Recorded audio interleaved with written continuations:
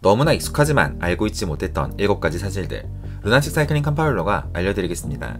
오늘 7가지의 주인공은 스램입니다. 스램의 역사는 생각보다 짧습니다.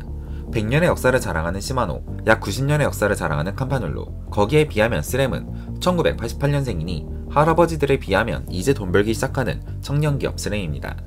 1987년 스탠데이가 기어 변속을 할 때마다 다운 튜브에 손을 뻗어 변속을 해야 하는 게 비효율적이고 불편하고 뭔가 어색하다는 아이디어에서 착안 핸들바에 그립 시프트를 달면서 스램이 시작됩니다. 지금의 스램이 있게 만든 건 바로 1:1 비율 변속을 가능하게 한 ESP 개발.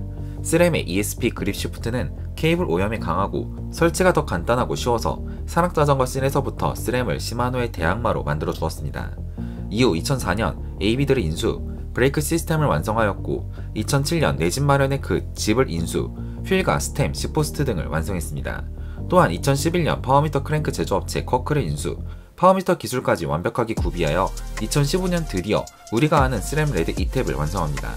자체 내장 배터리, 무선 변속 시스템, 정확한 변속, 빠른 설치, 간단한 구조로 인한 낮은 정비 비용과 시간 절감까지 이후 산악과 로드 모두 스램의 명성은 널리 퍼지게 됩니다. 스램의 변속은 빠르지 않습니다. 스램의 독자적인 기술은 바로 더블탭. 기계식 스램의 레버를 보면 브레이크를 담당하는 레버 뒤에 단 하나의 버튼만 존재합니다. 한번 누르면 딱 소리와 함께 작은 콕으로 이동, 더 깊숙이 따닥 소리가 나면 큰 콕으로 이동하면서 기어가 더 가벼워집니다. 이는 앞드레일러를 담당하는 레버 또한 마찬가지로 딱 또는 따닥 더블탭으로 작동하죠. 이러한 방식은 더운 여름, 땀에 손이 미끄러워도 추운 겨울, 손이 꽁꽁 얼어도 변속 레버 작동에 혼선과 실수가 없으며 명확하고 정확한 변속을 돕습니다. 다만 구조에서 알 수 있듯이 딱과 따닥을 구분해야 하기 때문에 라이더를 위한 약간의 여유 시간이 존재하게 되고 이 때문에 스램의 변속은 빠르지 않다고 하는 것입니다.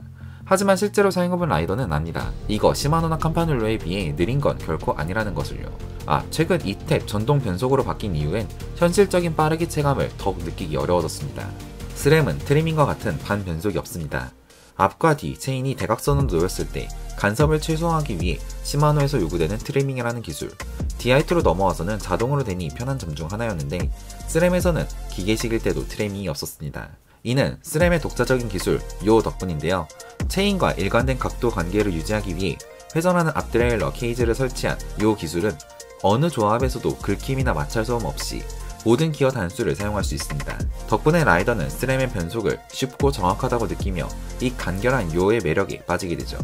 다만 국내뿐만 아니라 전 세계적으로 시마노가 대세, 시마노 매뉴얼에 따라 무지성으로 설치된 스램 프론트 드레일러는 야 각도를 제대로 잡지 못해서 체인이 무지하게 떨어지는 슬픔을 겪곤 합니다. 그러니 스램은 스램 전문가에게 갑시다. 그래도 이제는 뭐 다들 스램도 곧잘 세팅하는 것 같긴 합니다. 스램은 원바이트레인의 선두주자입니다. 기어 단수가 곧 돈이자 가치였던 시절은 어디 가고 이제는 기어 단수를 줄이려고 하는가. 생활 자전거는 앞 3단까지 있는 건 뭔데 이제는 로드에서도 싱글 체인링을 도입하려고 하는가. 이는 우리가 너무 생활 자전거와 로드 자전거에 익숙해져서 일어나는 일입니다. 거친 환경을 달려야 하는 산악 자전거의 경우 체인이 요동치고 변속에 제동에 가변 시포스트 조정하고 댐퍼도 조절하는 등 정신이 없는 라이딩을 하게 됩니다.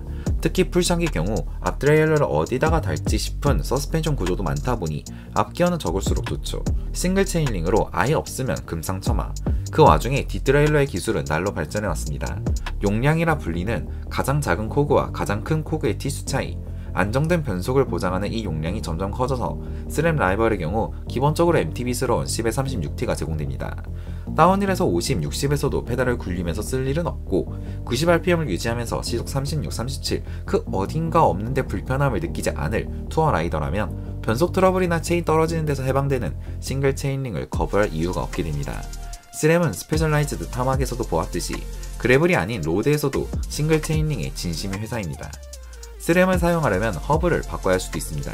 낮은 등급이나 생활 자전거에서는 일반 시마노 허브를 사용할 수도 있지만 12단 라이벌 이상 제대로 스램의 맛을 느끼기 위해서라면 XD, XDR이라는 스램 전용 허브를 사용해야 합니다. 각 스플라인에 하나하나 코그를 끼워 맞추는 게 아니라 끝 부분만 끼우고 나머지는 나사선으로 조여버리는 XD 구조. 구조상 코그를 낱장으로 이어붙이는 게 아니라 큰 덩어리 통째로 깎아내어 내구성과 경량을 도모할 수 있고 XS라는 생태계 호환성에 도움을 줍니다. 평소에 시마노만 써오던 라이더는 스램 구매 후 보통 휠셋 구매나 와우 키커 등을 구매하면서 허브에 대해 처음으로 공부하게 됩니다. 그냥 사면 호환이 안 되거든요. 기본적으로 스램 소속인 집 1셋의 경우 XD, XDR 허브가 완벽히 호환되고 아비하브 등 필셋을 구매할 때 허브를 체크하셔야 하며 와우 키커 등 스마트 트레이너를 사용할 때는 이런 컴포넌트를 미리 구매해서 장착해야 어려움 없이 스램 구동기 사용이 가능합니다. 스램의 기어비는 정말 만족스럽습니다.